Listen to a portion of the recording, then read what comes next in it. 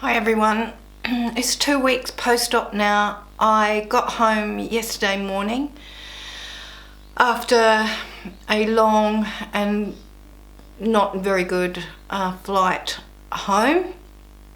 I slept for the first time in my own bed last night, which was sheer bliss, and I had 14 hours straight sleep. So that's how tired I was. You can see that my swelling is going down. It's going down across my eyes, but they're still a bit swollen. And my bruising is now yellowing out as bruise stages go. You know, you get the really dark stage, then it eventually goes yellow as the bilirubin still stays in your skin.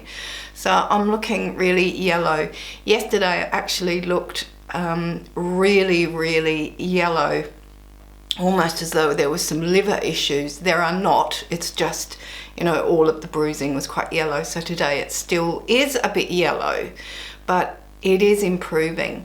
As the swelling goes down, predictably and exactly as my doctor said, I'm beginning to see these and this wrinkle come back. We knew that that would be the case, but I'll be putting dermal fillers in that and in this, and also be putting Botox in my jaw with my dentist to relax the clenching of teeth that I do automatically. It's the clenching of the teeth that have formed this ridge here. By default I do this, and you can see what that does here. It brings my chin up and forms this. So no amount of facelift is going to get rid of that.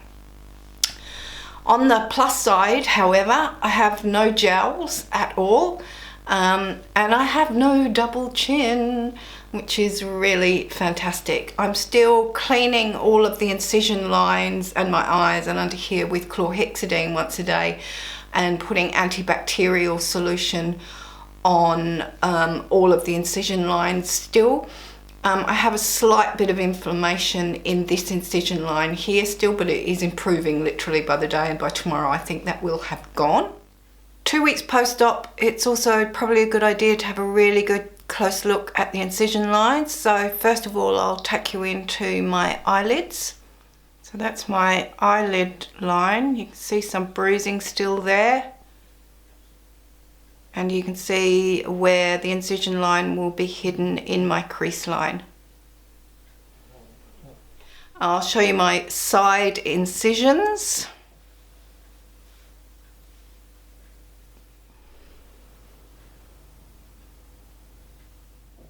And I'll show you under my chin as well.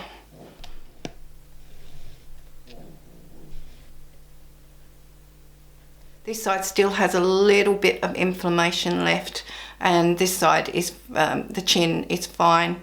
I'm now on instructions from the surgeon, now pressing on the incision lines, and that will help to break them up and make them invisible.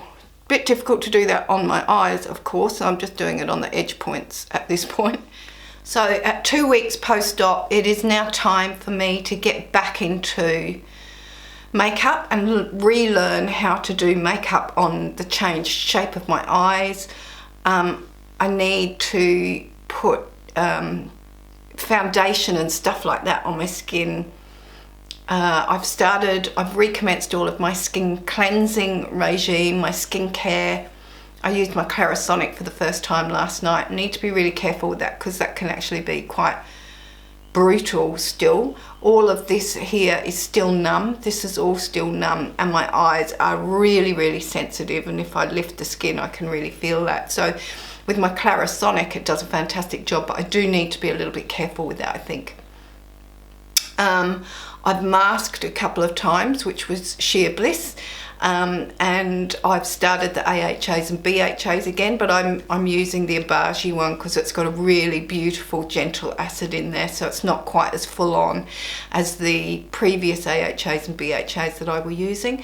So I'm easing into my skincare routine gradually, and have been doing so for the last couple of weeks, but now it's time to really get back into things.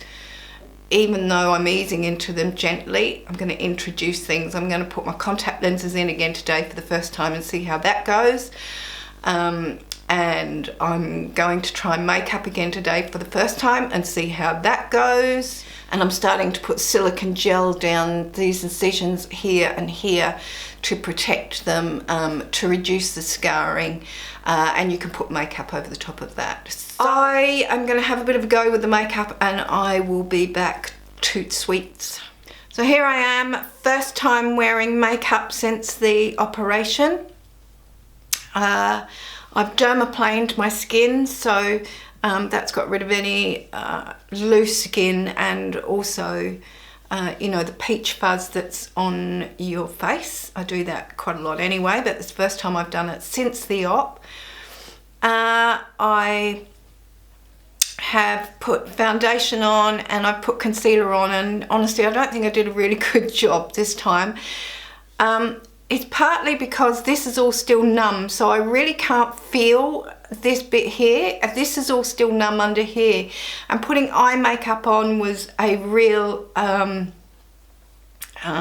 real experience because the nerves seem to be a bit wonky in my eyes. When I touch under here, I feel it on my eyelids, and my eyelids are numb, so trying to put eyeliner on was interesting, shall we say, and trying to put blusher on where you can't feel, and trying to put foundation on where you can't feel because it's numb is really strange. I put my contact lenses in for the first time since the op today. Took me a couple of goes, again because my eyelids up here are numb, so it's quite difficult to feel how high I'm pulling my eyelids up to get my contacts in, but it's just a sheer joy to have contacts in instead of my glasses.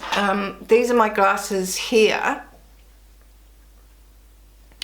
but because of the swelling all around here, they've been digging into my nose a little bit, so it's really nice to be wearing contacts and not having glasses on again. Clearly though, I need to relearn how to put eye makeup on, and I need to learn for the next week or so to learn how to play with concealers a little bit better to cover up the yellow bruising and also the bruising that's still around my neck. I also, I think, need to learn a little bit more about contouring here and here, and I need to go back and do a bit of contouring here as well, just to give it a little bit more shape, at least until the swelling goes down. When the swelling goes down and my face is back to normal, then I probably won't need to do it. But for a first time attempt, that's okay.